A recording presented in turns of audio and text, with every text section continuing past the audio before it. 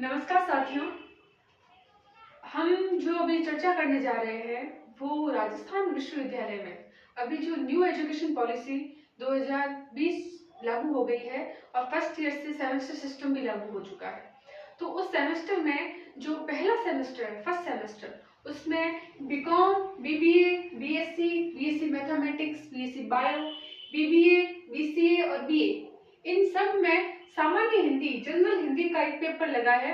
अब इसके अंदर ये जो पेपर लगा है, पहले क्या होता था कि जस्ट आपको पास करना होता था, पासिंग था, लेकिन अब आपको इसके अंदर जो नंबर मिलेंगे वो आपकी मेन मार्कशीट के अंदर काउंट होंगे।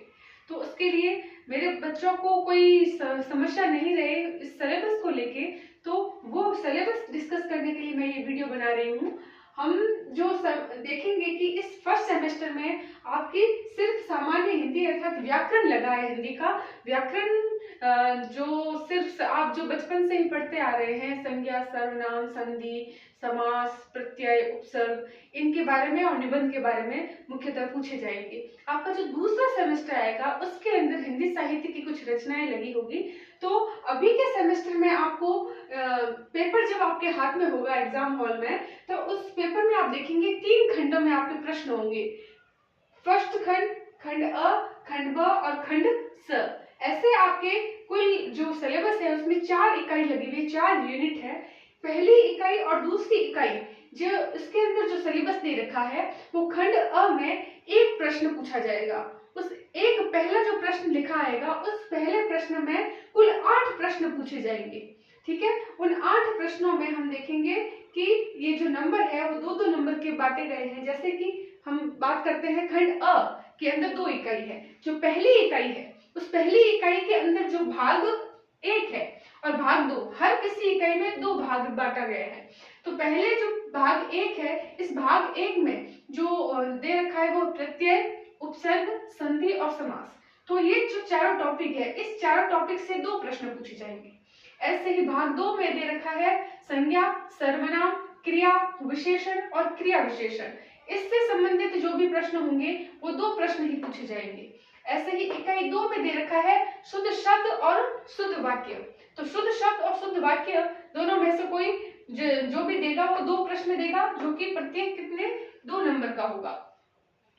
इसके अलावा दूसरा जो भाग है इकाई 2 का, उसके अंदर मुहावरे और लोकोक्ति है, उसके भी 2 प्रश्न पूछे जाएंगे। इस प्रकार हम देखते हैं पूछे जाएंगे कितने 8 प्रश्न, जो कि 2-2 अंक के होंगे।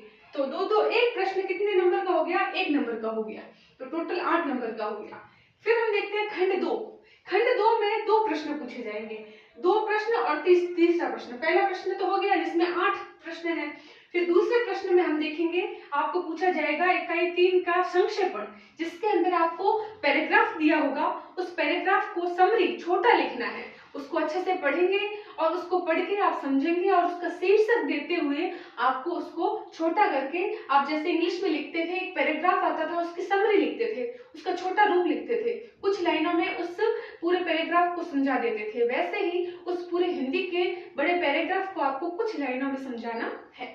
फिर हम देखेंगे इस इकाई 3 का ही भाग 2 है, उसमें दे रखा है पल्लवन, वो भी 4 नंबर का आएगा। प्रश्न 3, प्रश्न 3 में जो पल्लवन होगा इसमें आपको एक पंक्ति दे रखी होगी, उस पंक्ति की आपको व्याख्या करके आपके अनुसार आप उसका क्या भावार्थ समझे हैं और उस भावार्थ को समझते हुए आप उसको पैराग्राफ रूप में, एक को पैराग्राफ से छोटा करना है और एक छोटे को पैराग्राफ में बनाना है, तो उसको आप विस्तृत रूप में लिखेंगे, तो उसको कहते हैं पल्लवन। हो सकता है वो कविता की कोई पंक्ति हो, जैसे करत करत अभ्यास्ते जड़मति हो तो सुजान, ये नहीं आके कोई गद्य की पंक्ति आ जाए जिससे संगठन में शक्ति है। ऐसे ही कोई मोटिवेशनल जो आपको आज तक सुनने में आई है वही पंक्तियां पूछी जाएगी, घबराइएगा मत। फिर तीसरा जो खंड है उस तीसरे खंड में 3 प्रश्न होंगे।